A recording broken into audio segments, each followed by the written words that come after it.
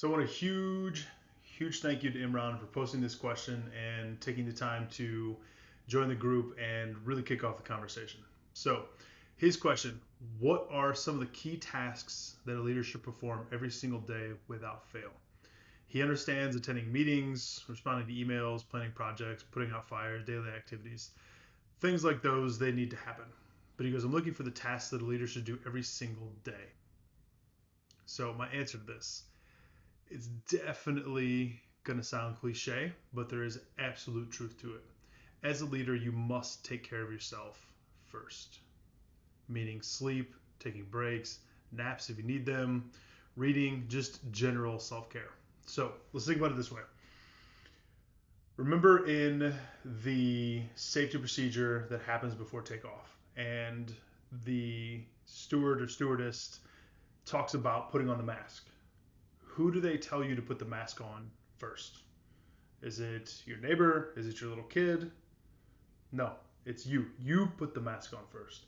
And the reason for this is if you don't have your mask on, you don't get the oxygen when the pressure changes and you pass out. If you're passed out, it's going to be really hard to help other people.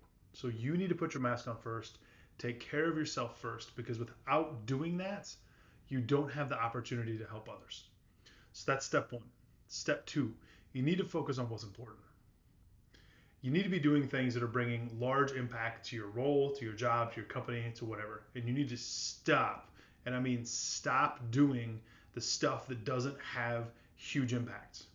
So, for example, everyone is familiar with large corporate update meetings. Depending upon what company you're in, they happen once a week, once a month, every other week, whatever it is. And it's just general stuff that probably could have been covered at a high level in a bullet point email, but they still bring the entire company together to talk about it.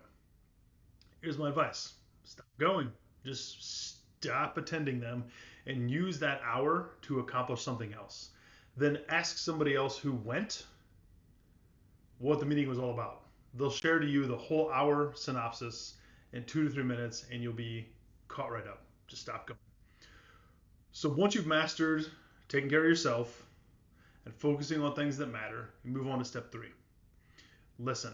Listen to your employees, listen to your reports so that you can help them succeed. So you need to be giving to them way more than you are receiving. So let's use an example. Imagine that you have 10 reports, and the feedback and input and support and stuff that you give them creates maximum or better output for them. And you are now getting 20% more from every single employee because you are taking care of yourself and you're focusing on the things that matter. And of those 10 employees, as I mentioned, you're getting 20% increase. So that's a 200% increase in productivity across your team. 200%.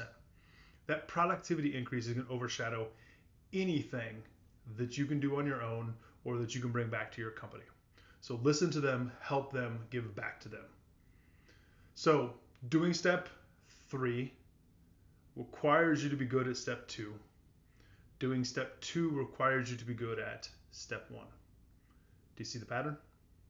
Look forward to discussing a little bit more in the comments.